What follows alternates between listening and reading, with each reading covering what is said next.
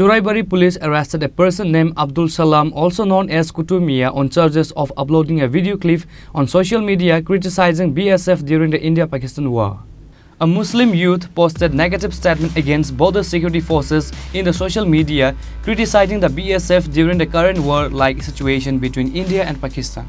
As such, Churaibari police lodged an FIR against Kutu Mia on charges of spreading negative statement against the national security forces in between the current deadliest conflict between India and Pakistan. Police arrested Kutu Mia after an FIR was filed. একটা লিখিত অভিযোগ আছে যে আব্দুল সালাম, ডাক নাম কুটু মিয়া, বাবার নাম rule আমিন, বাড়ি পূর্ব ফুলবাড়ি। ও ফেসবুক অ্যাকাউন্টে বিএসএফ কে নিয়ে একটা আপত্তিকর পোস্ট শেয়ার করেছে। ওর বিরুদ্ধে আমরা একটা অভিযোগ পাই। তারপরে অভিযোগ পাওয়ার পর আমরা ওর বিরুদ্ধে একটা কেস রেজিস্টার করি, যা চুরাইবাড়ি থানার কেস নাম্বার 2025 CRB 15, যার ধারা 196, 352, 353 BNS।